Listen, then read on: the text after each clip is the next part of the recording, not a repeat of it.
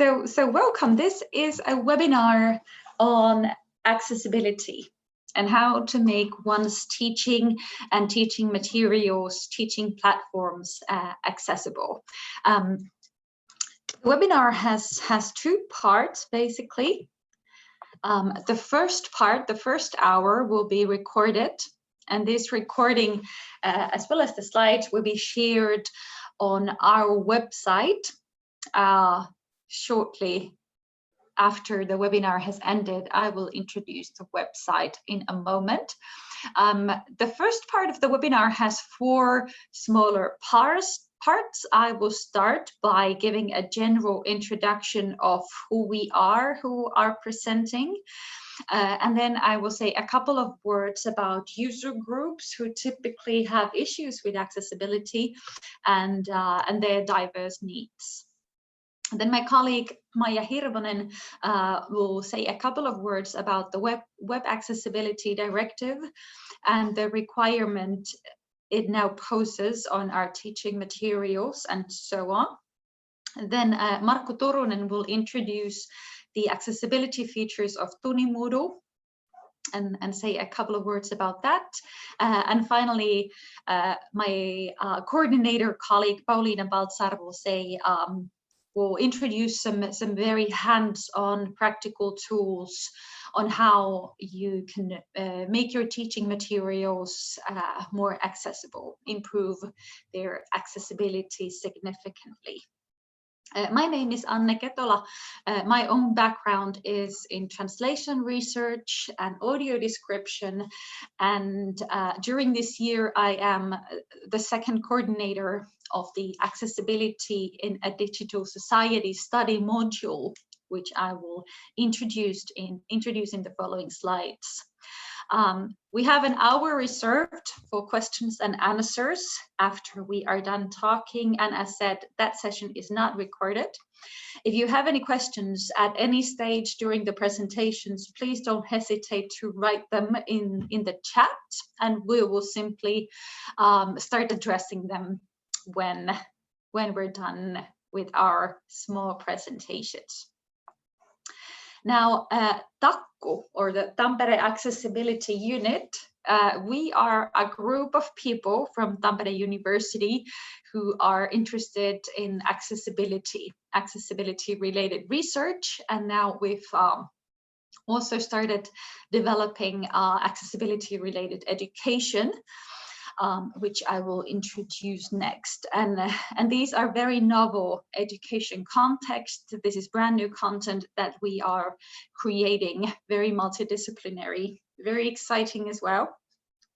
Our work is characterized by active collaboration with external stakeholders, any institutions who work with accessibility, companies, associations, and so on. Our website is at research.tuni.fi/TACCU.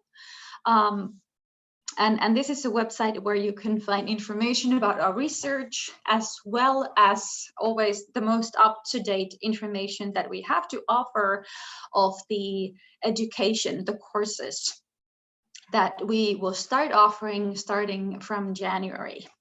Now, these courses are a part of the university's brand new DigiPilots. And the DigiPilots is something that the Continuous Learning Services of Tampere University organizes. These are online courses, so all of the material is entirely online. Our teaching is in English. And our course, which is the basic version is 20 credits, but there are enough contents for one to complete 30 if they want to, consists of 3 different courses. The first one is a very multidisciplinary introduction course, where we talk about different perspectives into accessibility issues, starting from plain language and grammar to more technical solutions. So it's a very excellent overall view of what one has to take into account when dealing with making content more accessible. The second course consists of 20 mini modules, 1 credit point each, that the student can choose from. I will introduce the options on the following slides. It's quite diverse and quite comprehensive as a whole. And the third course is an independent project work where the student can take what they learned from the previous 2 courses and apply it in practice. And the reason I'm introducing these courses is that if you are teaching at the university, you can mention these to your own students, because these go really well in complementing anyone's basic education. Really, I think all experts in the future will have to have some sort of a grasp of the concept of accessibility. So I think this can be recommended to every single student at Tampere University. So these are the 20 mini modules that we offer, all 1 credit each. And as said, the topics of these vary a lot. So we have everything from accessibility research to picture communication, web accessibility from the perspective of technology, as well as content, machine translation, and so on. So it's a very diverse package, and any learner can then handpick and tailor a package that suits their interests. And these will be on offer from January onwards. They are not on the university's website yet, but the description is already on our own website, which we update, which we keep up to date. So please feel free to mention the website to anyone who might be interested. Now on to the contents of this particular webinar. I will use the rest of my short talk on discussing different user groups that typically face barriers with accessibility related issues. And I will be talking about the diverse needs of these groups. I am here referring to my colleague Camilla Lindholm's material. She is the real expert, and I'm basically recycling material that she has previously produced. On this slide, I have a list of typical web accessibility barriers that a person might face. Some of these barriers could be cognitive, learning related or neurological. Some of them could be visual, and these 2 I will introduce in a bit more detail on the following slides. There are all obviously physical barriers that can affect the ways in which an individual can participate in society, speech related barriers, auditory, etc. But now, before I go any further within these particular categories, I want to emphasize that we encourage people to really avoid categorizing people according to medical classifications, at least, or avoid the sort of thinking where we say that this is a group of people who needs accessibility solutions, and then this is a group of people who does not, because these are issues that touch the lives of most of us at sooner or later at some point of our lives. For instance, at older age, many of us develop age-related impairments related to memory loss, loss of vision, loss of hearing, etc. Different health conditions can affect the way in which we participate in life and in which we are able to intake digital learning materials. For instance, health conditions that affect one's concentration, for instance. Any of us can be temporarily impaired due to medication, for instance, or having an accident, having a baby and not getting any sleep for 3 months. These are things that can happen to any of us, basically. There are situational and social limitations that affect our participation. Being in a loud environment will inhibit us from using certain digital services, or using a mobile device outside in very bright sunlight will not happen, will not be possible, or simply not being able to afford some technologies that most people are able to afford. It's a social limitation that will affect one's participation.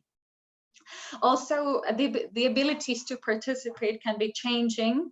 There can be progressive conditions or reoccurring functional conditions, limitations. So it could well be that an individual needs some assistance on one day, but then does not need it on another day, and so on. So this has to be a very flexible concept, and we can't label people conclusively, or at least we should aim at not doing it. Now, on cognitive learning and neurological barriers that an individual might face. For instance, ADHD, attention deficit hyperactivity disorder, will affect one's ability to focus on study materials, for instance. One can be very easily distracted, and that should have its effects on how teaching material is structurally organized, for instance. An individual on the autism spectrum disorder can have restricted habits, or can be restricted in a way in which they are able to interact with others. That again can have pedagogical implications. Mental health disabilities can also be a disabilitating factor on one's participation, and can cause difficulty on focusing, or processing information, understanding information, and also the medication given for such conditions can be disabilitating factors as well.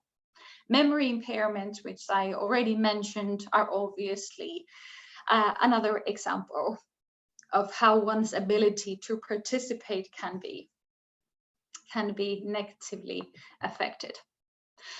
Typical examples of barriers that people can face with these conditions. For instance, if a Moodle site has very complex navigation mechanisms, it can negatively affect someone's ability to participate.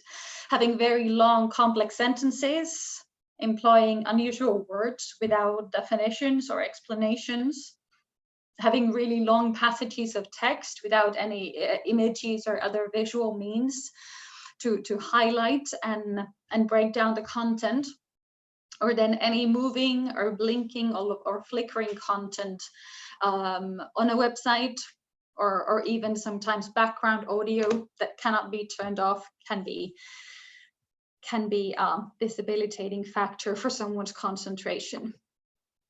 And then a couple of examples of visual disabilities.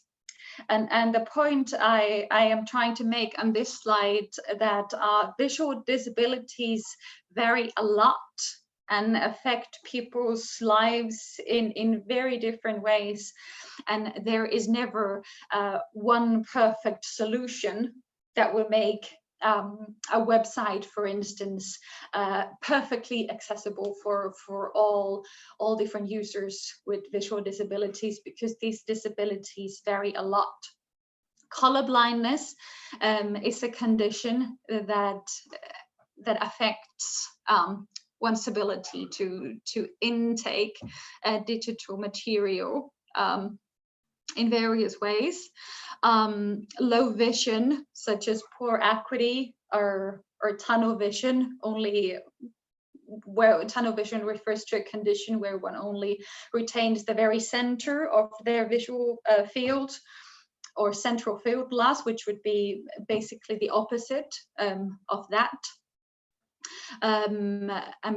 Or blindness, which refers to substantial loss of vision, One is very seldom entirely blind, meaning that they would not see anything, but blindness as a substantial loss of vision condition affects a certain part of the population in Finland as well. Now, examples of barriers for people with visual disabilities in digital environments such as teaching materials, if there are images or controls that do not have equivalent text alternatives. For instance, if we have an image in which certain words are drawn and no text equivalent is offered, then a screen reader is not able to pick up that information and the information is lost. Text, images, or any page layout that cannot be resized. So it's not a question of always having large fonts, for instance, because someone with tunnel vision having a large font that is basically like the worst option you can offer. What these users would need would be decreasing the size of the text. So resizing and the ability to resize elements is what is needed. Then video content that does not have a text alternative or audio alternative or an audio description track. The audio description would describe the visual contents of the video. Or then text or image with insufficient contrast in regard to the background would be difficult for someone with visual impairments to grasp. Okay, I'm 2 minutes over my time. My apologies for that. And I will now give the floor over to my colleague, Maija.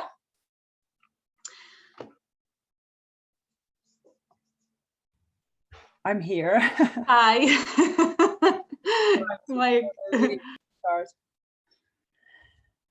Thank you, Anne. Hello, everyone. I'm Maija Hirvonen, working at the languages unit and at this TACCU unit as well. Very happy to do so, and nice to be here and talk about accessibility and especially the requirements that are now imposed by the law to public sector entities in Finland.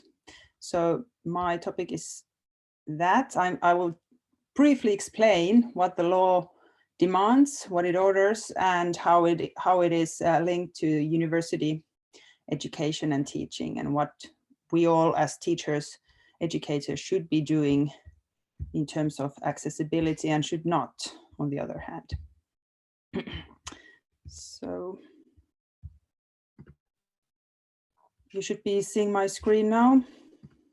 The presentation, the first slide is the title, so EU's Accessibility Directive and what the Finnish law imposes on university teaching based on that directive.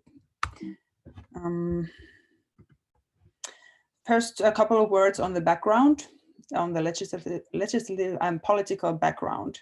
So globally, in the past decades, perhaps you have seen a heightened interest and an ideal of increasing equality, of equal rights, and following that accessibility to all areas of people's lives. And now that the digitalization of society is on the growth, then this area of life should also be taken into account. And so has the European Union then formed this act on the provision of digital services, so the so-called Web Accessibility Directive, or in Finnish, saavutettavuusdirektiivi, that you hear a lot of talk about nowadays. And so this is a continuation, this is a concrete measure to provide accessibility and to improve everyone's rights to participate in society. So the background originally is the Universal Declaration of Human Rights of the United Nations. Then after that, in this century, the Convention on the Rights of Persons with Disabilities that was already formulated in 2006, but it stepped into vigor in Finland only in 2016. But on the EU level, then you see a couple of measures or steps. There was the Audiovisual Media Services Directive that already mentioned accessibility in 2010, and that concerned mostly the television, video services, cinema, and that kind of audiovisual media. In Finland, that didn't have much. Well, it stepped, or it was imposed by the legislation as well, but not in the same extent or to the same extent than these most recent accessibility directive, this Act on the Provision of Digital Services. So this Act on this Web Accessibility Directive, what it basically orders is to make in the EU member states all public services, whether they are websites or public digital services. It's important to emphasize on the digital services. So websites and mobile applications accessible in many different ways that you will hear briefly by my colleagues then talking about what these measures are. But all that kind of a public digital services should be now accessible. And these, how to make them accessible is then taking its concrete form by the requirements that based on the World Wide Web Consortium's web content accessibility guidelines that are free for everyone to watch and to read in the internet. You can just Google that and you will find a very step-by-step detailed criteria and instructions on what to do in order to make a website, a public website, accessible. Now, this EU directive that has then traveled to different member states' legislation, as these directives typically do. And in Finland, this means that we have this new law, digipalvelulaki, or in Finnish, laki digitaalisten palvelujen tarjoamisesta, so the Finnish Act on the Provision of Digital Services that implements the EU directive now in Finland. And a very good source in Finnish or in Swedish, if you can those languages, is this that I've put here, saavutettavuusvaatimukset.fi. But unfortunately, that particular site, which actually is the official site in Finland to give out information and guidance on how to make public services accessible, is not given in English. And that is a quite interesting finding that I just made. Perhaps that will change in the future, and I think it should, considering the international people that are living in Finland and should also know about these requirements, because they affect their work as well as they do now for us Tampere University teaching staff who are not all Finnish speakers. But I regret that really at the moment it seems that it's only in Finnish and in Swedish, but I tried to sum up some of the most important requirement, at least, that the law orders or demands from us.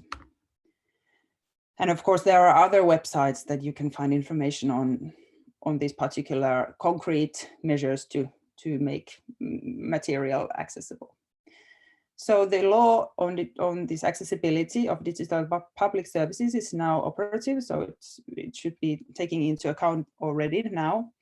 The general aim is, like with the directive, to promote equal rights to use quality public services in digital platforms. Accessibility here means principles and techniques of various kinds. So it can be technical measures in the sense of how some service is programmed and what kind of technical functionalities there are, but it's also content related. So for instance, is like Annette just explained, is visual information also given in textual form and speech in text as well, and so forth. So any content or service should be not only perceptible for various kinds of people with various kinds of restrictions, but it should also be understandable.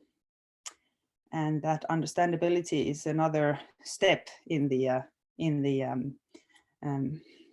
wide array of choices that people need to think of when they or decisions that they need to think of when making accessible content. And digital services here again, how they are defined is meaning websites and mobile applications and their functionalities. But now to move on to perhaps to our and your interests more is that we see from the law that it applies to us, to the universities, because we are public sector bodies and we are giving public education. But there are exceptions that do not apply to us, and especially that is interesting from the viewpoint of teaching, because there are certain teaching and educational contexts and situations where your digital material, the digital services you are using, I don't mean to say they should not be accessible, because everything can be accessible if so wanted, but they are not required to be accessible. So let's look at that now briefly. So if you teach in a restricted environment for a limited period of time, then these accessibility requirements do not apply.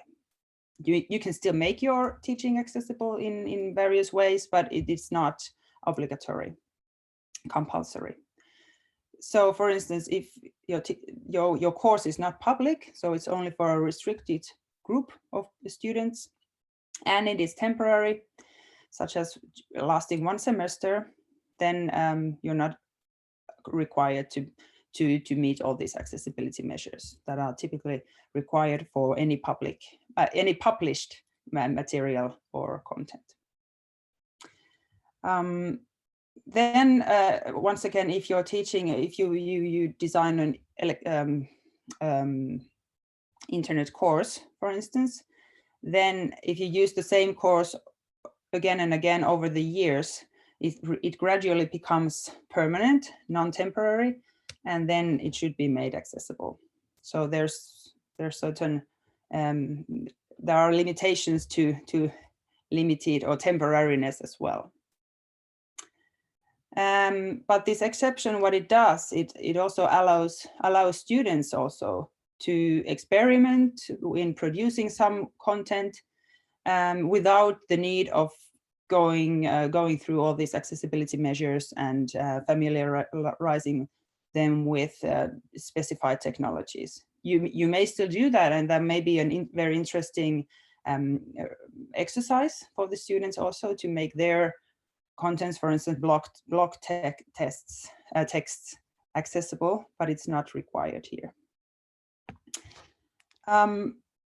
So just to sum up, as long as your teaching is restricted and limited in these senses, you're not required to make it accessible, but you still may. And I think it is the general ideal now that, if possible, everything is made as accessible as possible. And as soon as you do some teaching in public, for instance, produce public lectures, then those should be accessible. I think that's my part quite briefly, and we can then continue on this topics in the conversation and discussion part. Thank you very much.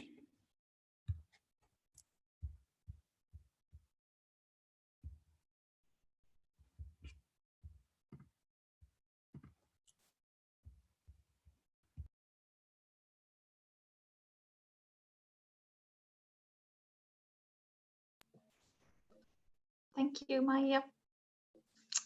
We then have Markku up next.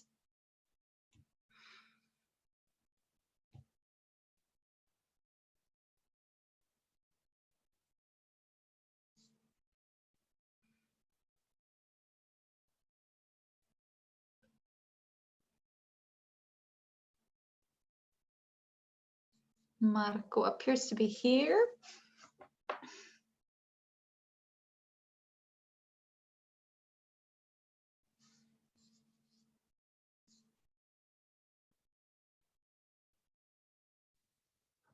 All right, how about?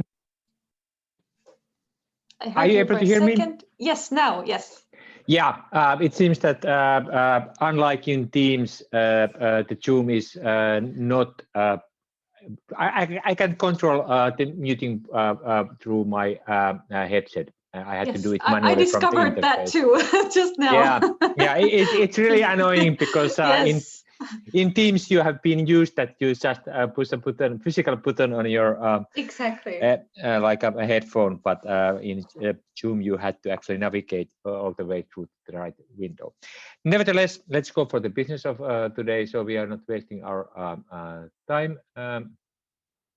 So I hope you are able to see now something, and that something should be very soon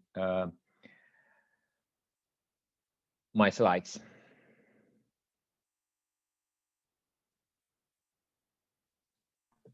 Okay, are you now able to see the cover page of the slides? Yes. Yes. Okay, great. Let's go for the business. So it's my pleasure also to be here, coming from the TACCU unit and the Faculty of Computing and Information Sciences.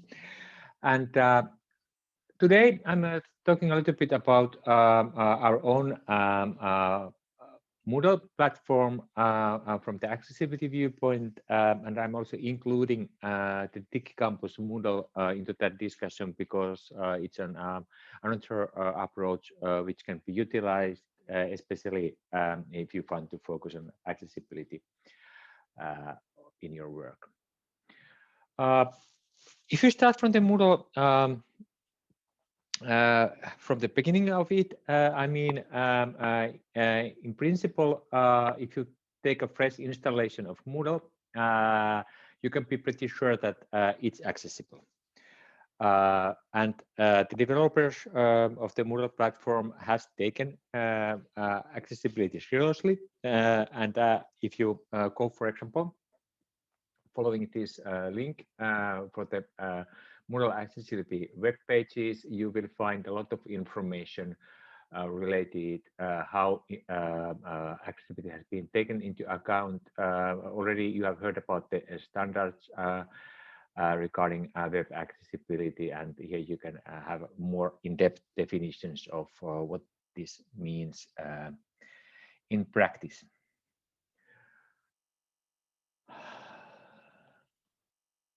And that's good. However, you seldom are able to do something on top of the fresh Moodle installation.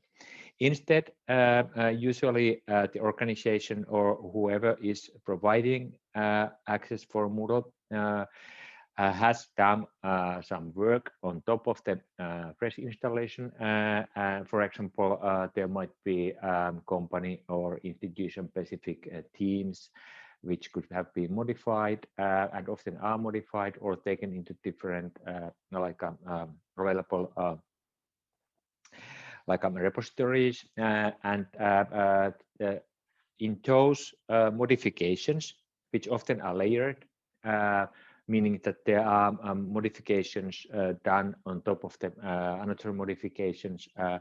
There might be some accessibility violations done, not on purpose, of course. Nobody likes to, I believe, violate accessibility. But since people haven't put special effort for those, it might be that the end result is for you that the Moodle platform, from your viewpoint, when you start to create your content, is not anymore totally accessible, or totally accessible is actually a bad wording because nothing is totally accessible for everybody. Anyway, that's the situation also somewhat with all installations of the Moodle. I can say for sure for education and of course the ways we can deal with that numerous, but limited. Please take in mind also that if you use some more advanced tools like those who are made available for making more interactive or more, let's say, more richer content for the Moodle like H5P, they might introduce their own accessibility challenges, and there's a web page available also what you should know in that respect as well. And then finally, there are also some tools which help with accessibility of Moodle, but of course, there's no magical tool which makes inaccessible content accessible somehow by doing some cool tricks. That's not the case. And as I said already, we have our own Moodle, and then we have the DigiCampus Moodle. If you don't know, DigiCampus offers Moodle installations to be used by Finnish universities, and it's in particular targeted for that kind of content which could be utilized in different universities. We have used that for a couple of courses by now. And since accessibility is a quite broad field, and like Anne and Maya already explained, there are a lot of different, there's a lot of variety, there's a lot of diversity, and I like to emphasize that we cannot cater for all, or we cannot make totally accessible like educational content for all possible people. That's simply impossible, or let's say that it will be very minimalistic at least. In practice, most of the accessibility deals with visual accessibility, and the screen readers, which are used by a lot of this community, are heavily utilized in this process. But I like to point out once more that there are another kind of accessibility, the visual accessibility issue as well. And I think I already explained what is the Moodle accessibility in practice, so that you should first of all check what is the current status, and if you are using any Moodle installation, and if there are some issues which are coming from the modifications done before you can do anything, I mean, which are offered by the installation itself, you might have workarounds for them, but then, of course, you can't fix them in practice, and it should be reported by the people who maintain those installations. And needless to say that they are not usually easy to fix, because first of all, you have to find where the problem is, and then reason out who in practice is able to do that, fix that problem, which might be along in the chain of how these end products have been produced by different partners. For example, university is not making those modifications for our own Moodle, but they are outsourced. For being practical, there are a lot of tools available. Paulina will discuss more on those. But basically, I recommend that the first starting point is to take any of those available technical web accessibility tools. For example, Wave, which I'm showcasing here. You can check the accessibility of your own content very easily in two ways. Quite often there are two ways to use these tools. One is that you will use the tool by giving web address to it, and then you will get the report. Or you can install these tools as a browser extensions. So I can very briefly showcase that if I go here for one of our, let's go for the Moodle, that's better.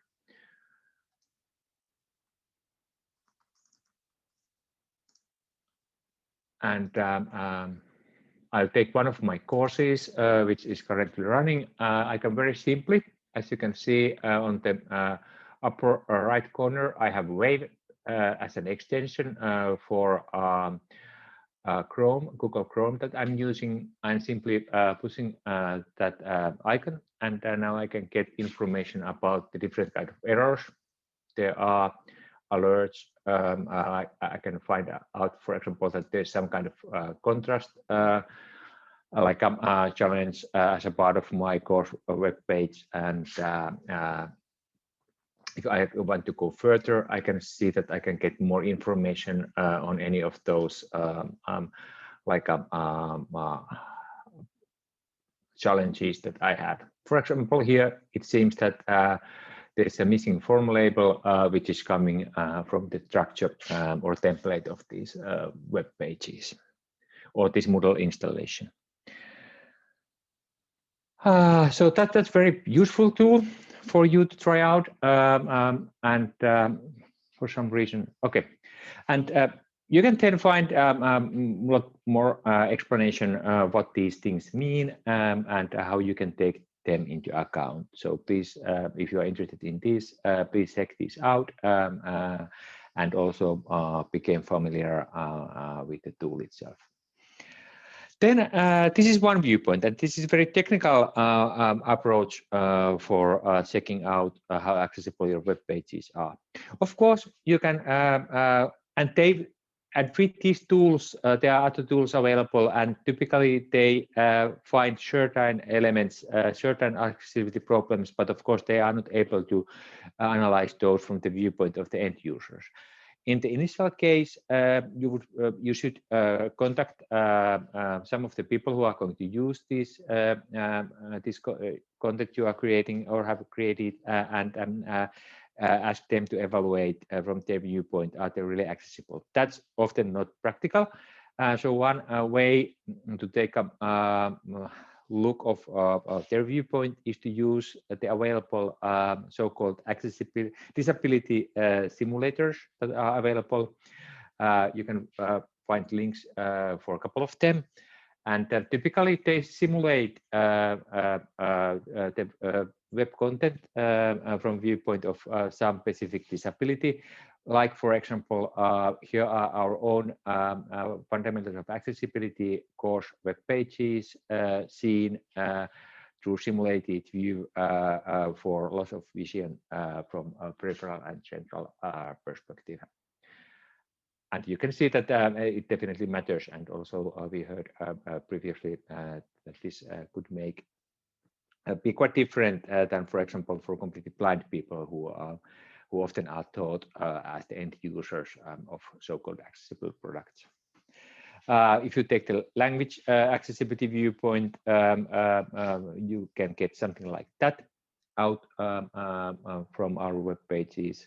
Core blindness means that it becomes, especially in infographics, people for some reason tend to use green and red quite often. I can say that I see that in my own courses. I'm teaching a course on information visualization quite often, that there's a lot of these accessibility challenges introduced initially, and we then usually correct those. And of course, if people have multiple difficulties related to digital material consumption, this decision might become pretty challenging. And I like to remind that it's not possible to deal with all possible cases. You have to focus on something. And of course, this depends what kind of students, for example, you might expect for your educational content. We don't have a time for demo, but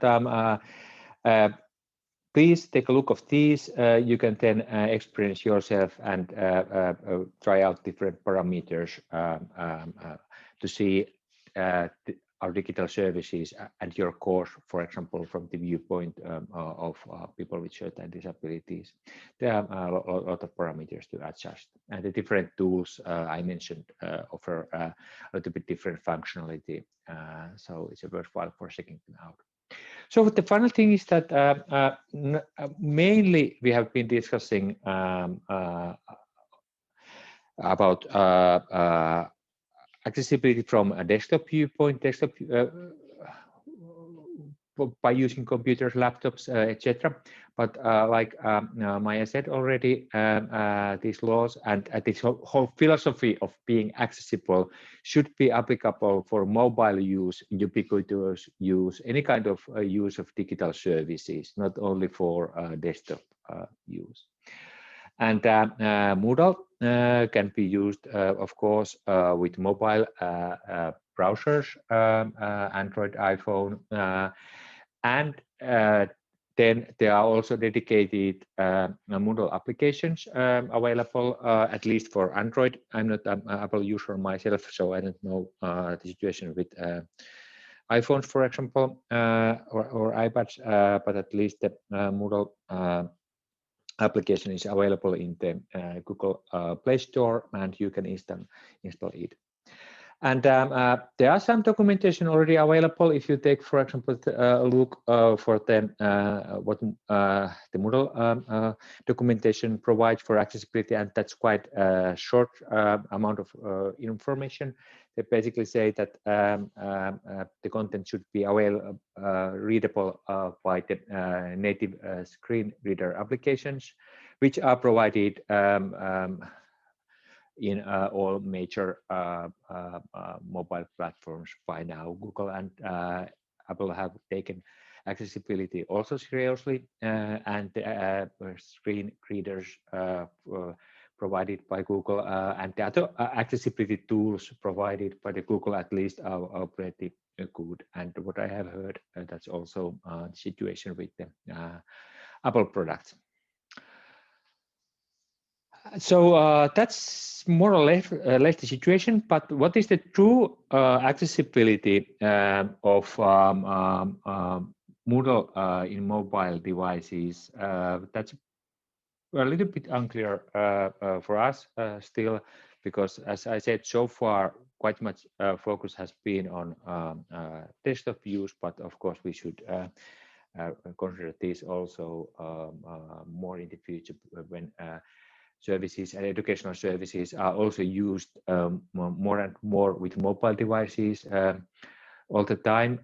As an example, during this pandemic situation, I have been starting to give courses while walking in the forest with my mobile device, and that's totally viable. And I'm expecting that the students are not also in front of their laptops or desktop computers, but instead they might be everywhere and using the mobile device. Then, if there are accessibility issues, those should be taken seriously as well. So the conclusions from this short talk is that Moodle itself is quite accessible. You can be sure of that, but it doesn't guarantee that your specific Moodle setup is accessible. And there are alternatives if you really need them. Please consider those as well, like the DigiCampus Moodle. And but most importantly, please think of what the end users are thinking. If you know that in your courses, for example, there are people with certain disabilities that might need you to adjust your course or educational material, please familiarize yourself with the different tools, disability simulators, for example, what kind of challenges they might face with your content, and then please use the available technical evaluation tools to check out the accessibility of your Moodle pages or pages in general. And we need further work with the mobile accessibility. Thank you. That's from my behalf, and Paulina will next continue with practical matters related more than Moodle, but other aspects of how to produce accessible educational content. Thank you. Thank you, Markku. As Paulina gets her slides set, I will also mention that this material, the slides and the links will also be shared on our website, www.tuni.fi/TACCU. So if you want to go and check, try out the tools that Markku mentioned, you can find them there sometime early next week.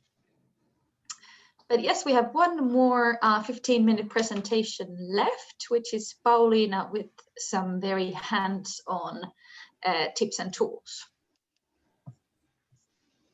Yeah, I hope you can hear me and see my slides now. I think so. Yeah, I can great. hear you. Yeah. But can you see the slides? Yes. Not yet. Okay. Is it just me I will see. Can you see it now? Maybe? Yes, I can see it changing. Yes, there we go. Yeah, great. Yeah, so I'm going to tell you a little bit more in practice that how do you make your teaching materials more accessible.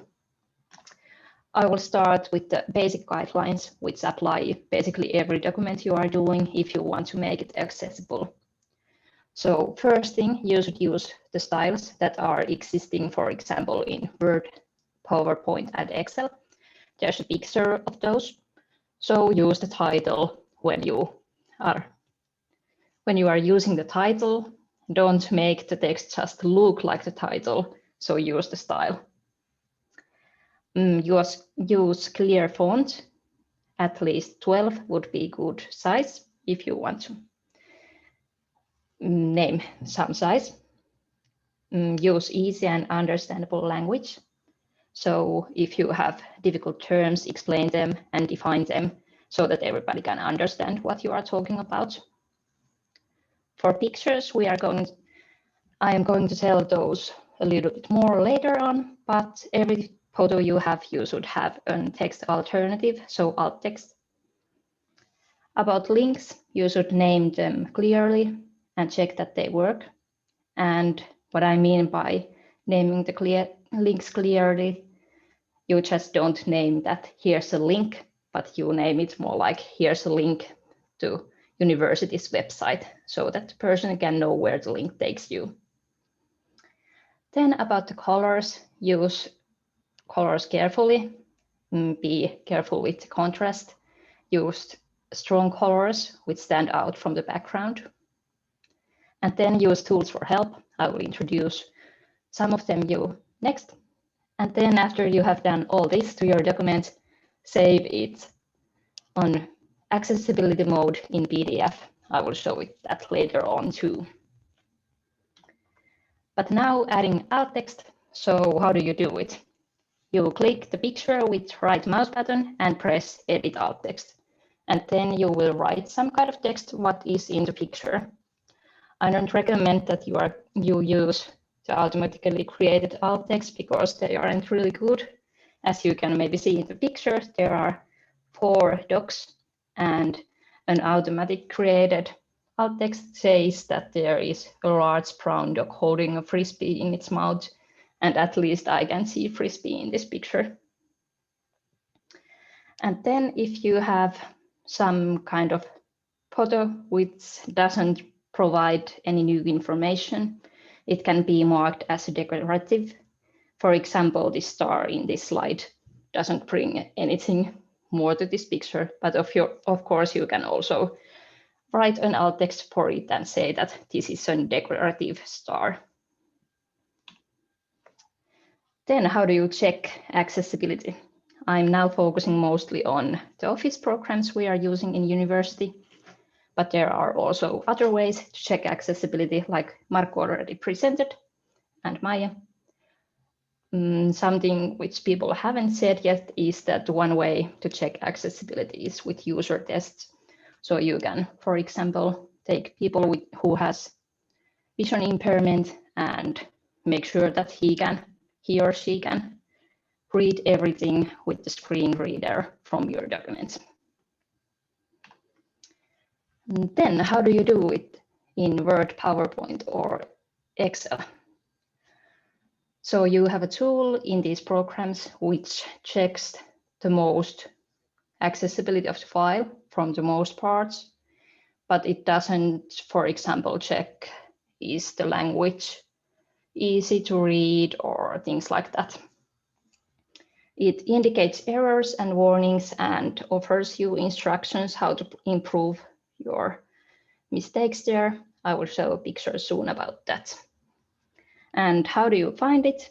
You can go to File, then check for issues, and then check accessibility. And here's a picture, what you will see after you have pressed that check accessibility. So now it shows that I have some missing alternative texts. I have to check my reading order, and I have duplicate slide title. So if I click those, it will tell me in detail what should I do to make it accessible. Then after you have done the document accessible, used the styles and checked everything works correctly, you must save it or the styles and alt text won't work properly if you save it wrongly. So do not use print PDF. Instead, press first save PDF, then go to settings and pick from there document structure tags for accessibility and also PDF A compliant. Then it should work properly.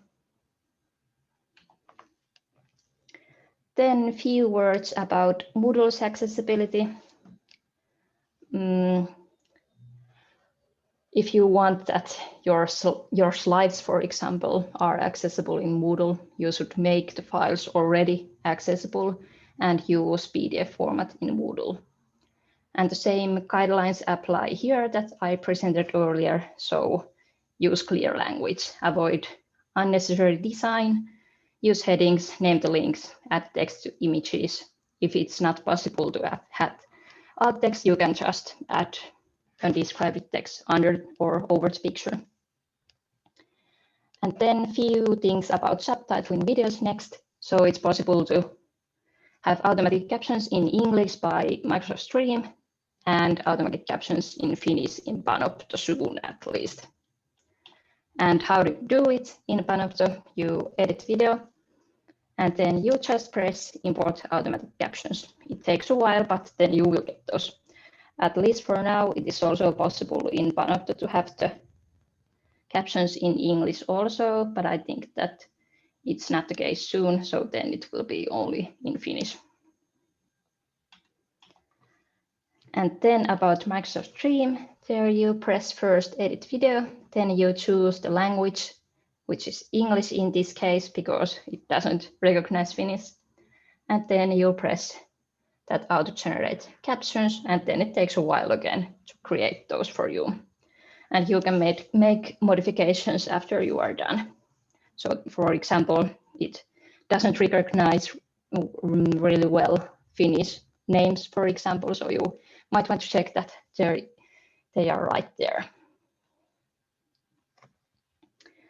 Then a couple words how to keep accessible lectures. So if your slides have pictures, tables, or anything visual, you should say aloud what they contain. You should use simple language once again and describe about the terms you are using. Then make recordings of the lectures and subtitle them. Distribute the lecture slides to students before the lecture so that they can make notes already during the lecture. And if you are keeping a lecture in Teams, you can instruct your students to use live captions. They work only in English, so you can find them if you go more actions and then turn on live captioning. But that's it for me.